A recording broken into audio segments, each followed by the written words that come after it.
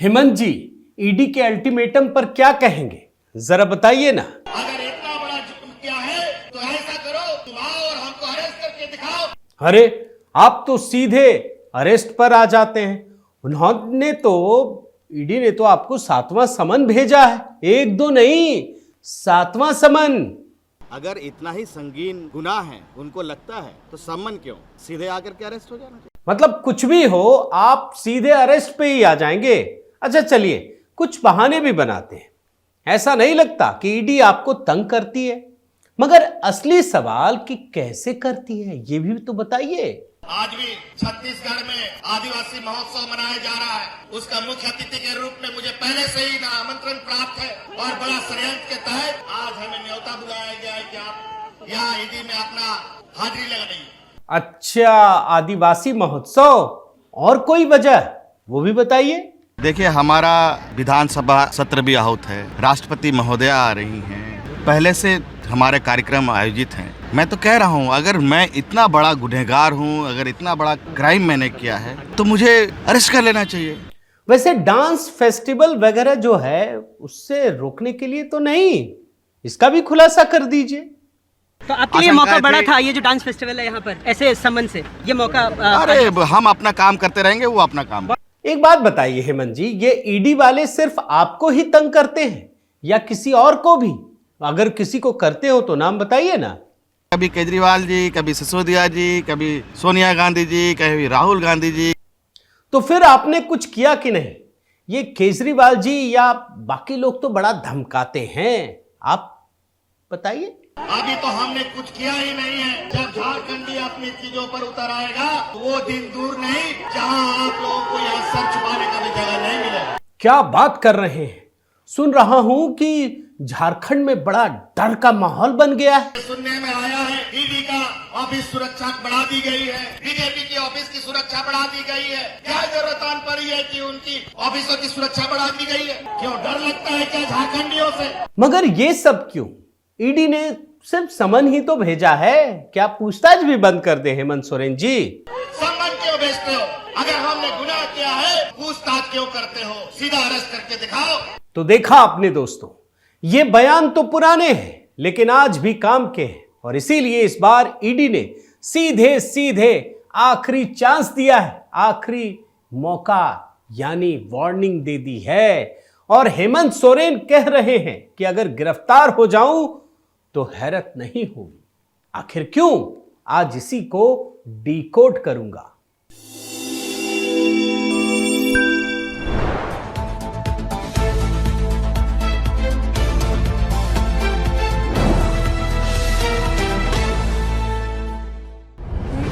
साथियों नमस्कार, मैं हरिश्चंद्र बर्णवाल। मोदी सरकार के धैर्य की सीमा बहुत लंबी है और शायद यही वजह है दोस्तों कि सरकारी एजेंसियां भी कानून के पालन में कुछ ज्यादा वक्त लगा देती हैं। और ईडी का मामला हो तो आप समझते ही हैं ना, मगर इस बार लगता है कि ईडी के धैर्य की सीमा भी टूट गई है, और वो भी तब जब हेमंत सोरेन को सुप्रीम कोर्ट से लेकर हाई कोर्ट तक कहीं भी राहत नहीं मिली। अब आपको मैं खबर ही सुनाता हूं। सबसे पहले आप सुनिए कितनी बड़ी खबर है। जमीन घोटाले में जो मामला चल रहा है, मनी लॉन्ड्रिंग की जांच कर रही ईडी ने झारखंड के मुख्यमंत्री हेमंत सोरेन को 7वां समन भेजा है। जी हां, 7वां समन। और ईडी इससे पहले हेमंत सोरेन जी को 6 बार नोटिस भेज चुकी है, लेकिन एक बार भी, जी हां एक बार भी वो एजेंसी के समक्ष उपस्थित नहीं हुए।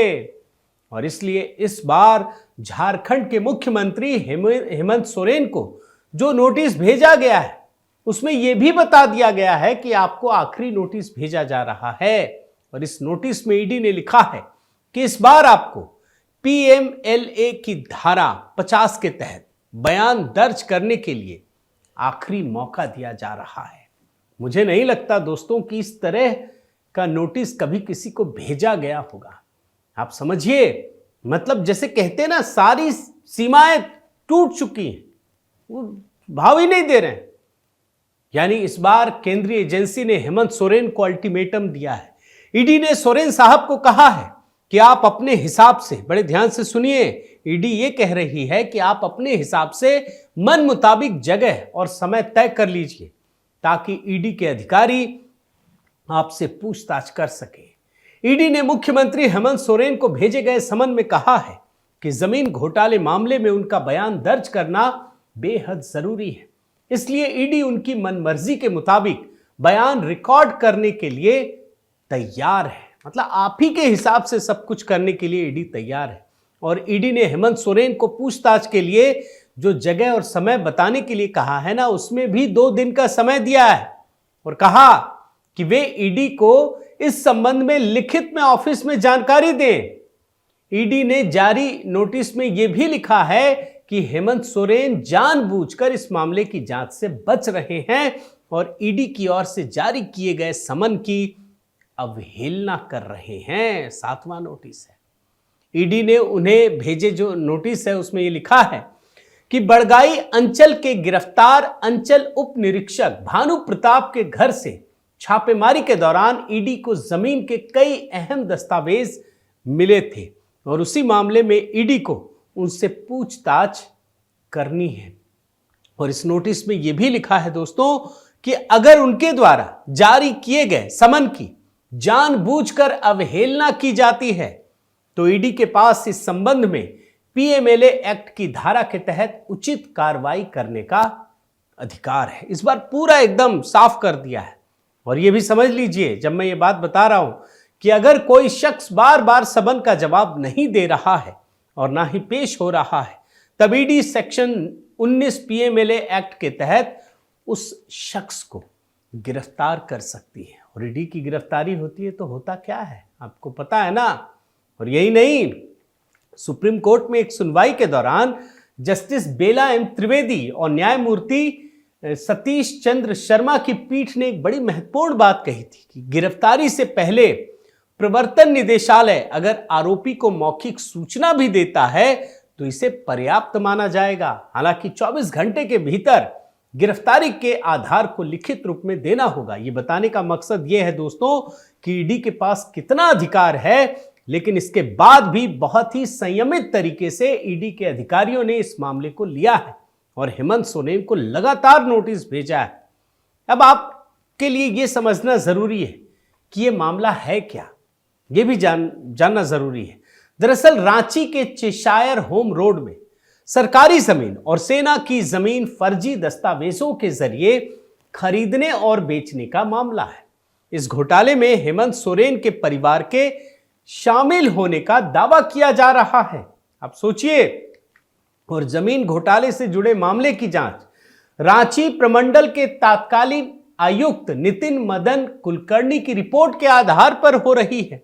और रिपोर्ट में यह बात सामने आई है कि फर्जी नाम और पते के जरिए सेना की जमीन पर अवैध रूप से कब्जा किया गया है। सेना की जमीन, रांची के चेशायर होम रोड की 1 एकड़ जमीन और बरियातू रोड स्थित सेना की 4.55 एकड़ जमीन को फर्जी दस्तावेजों के जरिए खरीद फरोख्त करने का आरोप है।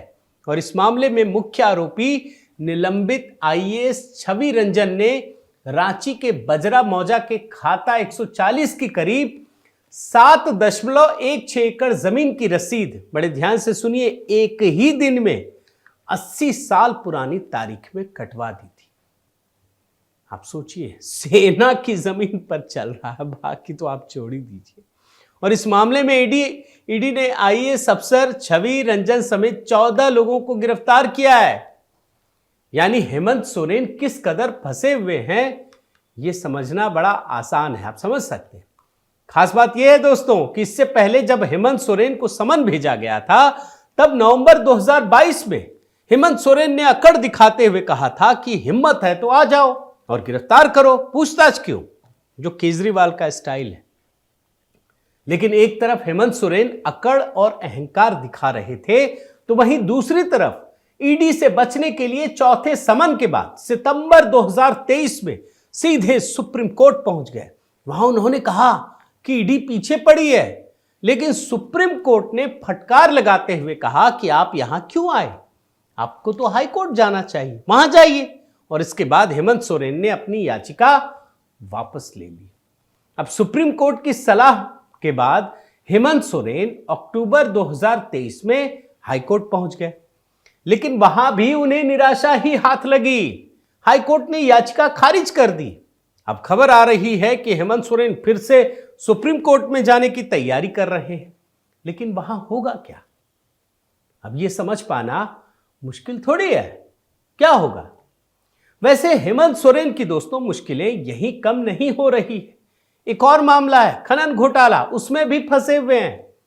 साहेबगंज में 1000 करोड़ के खनन घोटाला में मुख्यमंत्री हेमंत सोरेन पर तलवार लटकी हुई है और इस मामले में भी ईडी उनको मुझे लगता है 4-5 बार नोटिस दे चुकी है। कई बार इस मामले में सोरेन के करीबी पंकज मिश्रा को ईडी पहले ही गिरफ्तार कर चुकी है। ईडी ने कहा था कि पंकज मिश्रा को राजनीतिक संरक्षण प्राप्त है क्योंकि वो झारखंड के मुख्यमंत्री हेमंत सोरेन का राजनीतिक प्रतिनिधि है और उनके विधानसभा क्षेत्र में संचालित अवैध खनन गतिविधियों को अपने सहयोगियों के जरिए नियंत्रित करता है। देखिए कहां कहां तक तार जुड़े हुए हैं।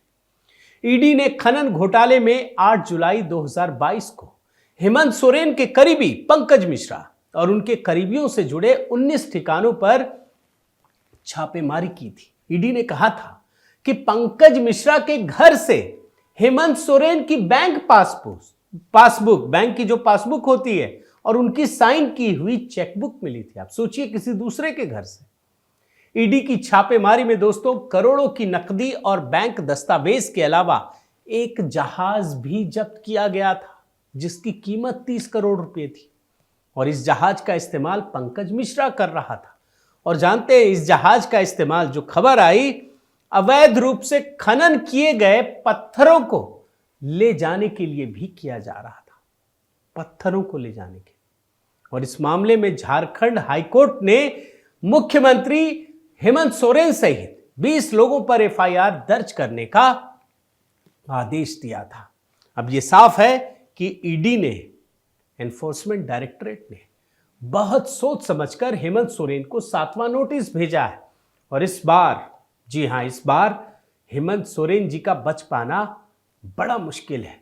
और इस पूरे मामले में दोस्तों जो लेफ्ट लिबरल गैंग ईडी के दुरुपयोग की दुहाई देता रहा है ना, उसे यह जानना चाहिए कि आखिर भ्रष्टाचार में फंसे ये नेता और सत्ता में बैठे ये दिग्गज किस प्रकार से कानूनी प्रक्रियाओं और संस्थाओं को हल्के में लेते हैं। जो संस्थाएं होती है ना, ये कानूनी संवैधानिक संस्थाएं, उन पर इल्जाम लगाना तो बड़ा आसान है इन लोगों के लिए, लेकिन पूछताछ के लिए भी ये लोग किस प्रकार से सारी चीजों को दरकिनार कर देते हैं, वो इस केस में देखने को मिलता है। और अब ईडी ने जो रुख अपनाया है दोस्तों, अगर हेमंत सोरेन गिरफ्तार हो जाए तो आश्चर्य मत कीजिएगा। बहुत बहुत धन्यवाद। आपसे निवेदन है साथियों कि आप मेरे इस चैनल को जरूर सब्सक्राइब कीजिए, लाइक कीजिए, शेयर कीजिए, कमेंट कीजिए और इस बेल आइकन को प्रेस करना मत भूलिएगा। नमस्कार।